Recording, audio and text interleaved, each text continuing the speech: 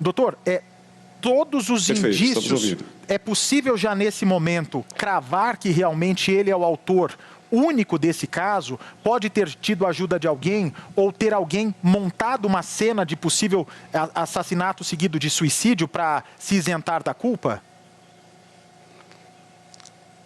Não, todos os indícios identificados no local do crime com a polícia científica dizem que a autoria do crime se define nesse indivíduo que ceifou sua própria vida com o emprego daquela arma de fogo que foi apreendida no local. Não há nenhum indicativo da presença de terceiros no evento criminoso.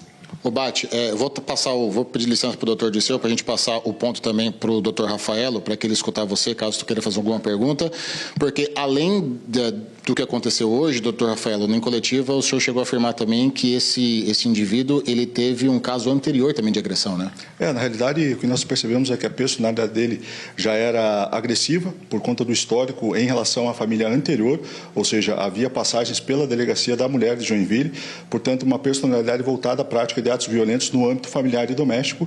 Então, possivelmente, teve algum impulso relacionado ao ambiente familiar que ele acabou adotando essa conduta criminosa que culminou nessa tragédia. Bate, do delegado Rafaelo Rossi também está aqui para alguma pergunta tua. Delegado, bem-vindo, boa tarde. Lamento conhecer o senhor diante dessa situação tão trágica. Eu queria entender os passos desse assassino dentro da casa. A briga começou onde? Começou a briga direto com a esposa ou começa a briga com a sogra e depois ele começa essa incursão fatal, essa saga criminosa dele pela casa? As pessoas já estavam dormindo, eu vejo ali que tem uma mão de sangue na parede, o que pode indicar a tentativa das crianças pularem pela janela. Como que o senhor consegue recriar a cena por meio das informações iniciais que o senhor obteve com a perícia?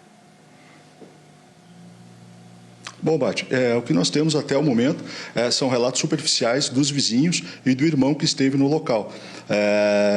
E que a discussão teria iniciado por volta das 3 horas da madrugada, né? Ou seja, houve então uma discussão relacionada ao casal, depois começaram a ouvir gritos e barulhos de disparos de arma de fogo, então possivelmente ali se iniciou a discussão que culminou nos homicídios. Com o auxílio da Polícia Científica, nós estivemos no local, nós vamos estabelecer a dinâmica do episódio, aonde se iniciou a discussão, qual a sequência criminosa empregada pelo autor, se houve tentativa de resistência por parte das vítimas, se elas estavam acordadas ou dormindo, ou seja, são questionamentos que a Polícia Científica, com o auxílio das oitivas, dos vizinhos, do policial militar que atendeu a ocorrência e do irmão do autor, panorama que vão ser trazidos no inquérito policial para a gente consiga responder a todos esses questionamentos. Bate, além do William que está lá na mansão, estamos aqui com os 2 delegados, também toda a equipe do portal SCC10 também está imbuída em trazer mais informações durante o dia sobre esse caso. Bate. Eu quero saber o seguinte, durante a varredura aqui, o homem estava sentado no chão, ou seja, ele senta no chão e tira a própria vida. Nos cômodos, no corredor, estava a Ingrid, no chão. A Ingrid é a mãe. No quarto, em cima da cama, estava a criança. Pergunta aos delegados, esse pode ser um indicativo de que a criança estava dormindo na hora que foi morta, ou seja, a primeira vítima pode ter sido a criança que não ouviu o barulho e não teve tempo de se escapar do local, não é isso? Porque embora sejam novinhas, uma 15 e outra 11 anos, já teriam força física para fugir do local ou até mesmo pela ingenuidade ter tentado entrar, uma delas estava caída no chão, tentado impedir que os pais, né, o padrasto e a mãe brigassem. A indicação é essa? Quem estava em cima da cama era só essa menina, a Letícia, que teria 15 anos de idade ou 11 anos de idade, doutor? Delegado. A Letícia tinha 11 anos de idade, né? E pelo posicionamento, tudo indica que ela estava dormindo, até pelo horário e pelo posicionamento, quando ela foi encontrada, que ela estava dormindo, né? Quando aconteceu esses disparos.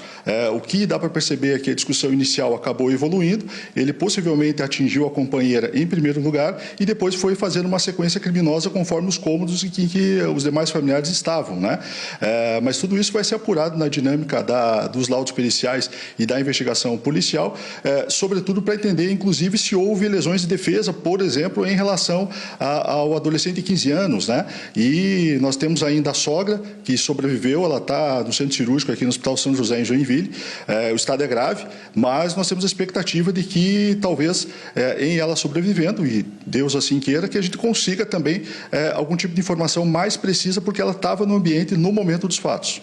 O senhor acha que ele tira a própria vida, achando que a sogra estava morta, ou ele teria poupado um pouco a sogra com a esperança de que ela sobrevivesse para ver toda a tragédia? Não, ele acreditava, pelo que nós percebemos ali, que a sogra já estivesse morta, porque foram 6 disparos de arma de fogo efetuados contra a sogra, né? Então, possivelmente, depois do desfecho inicial, né, que ele praticou os 3 homicídios e essa tentativa, acreditando que todos estavam mortos, aí sim ele acabou praticando o suicídio.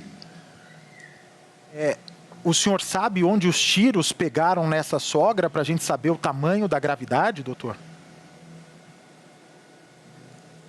Como ela foi no pronto atendimento do SAMU, já encaminhada para o hospital e entrou no centro cirúrgico, nós vamos aguardar a finalização do atendimento a essa senhora, para também, depois, com o prontuário médico, entender aonde aconteceram as lesões perfurantes de arma de fogo, né? Mas que, infelizmente, não foram fatais naquele momento, e a expectativa é que ela sobreviva e, assim, como eu falei, a gente ter um melhor panorama do que efetivamente aconteceu no local dessa tragédia. O senhor sabe se ele tinha porte de arma? Ele tinha o registro da arma de fogo. É uma pistola .380, Imbel, registrada em nome do autor, que foi aquela que, em princípio, ele utilizou para praticar os homicídios. SBT News, o maior canal de notícias do YouTube.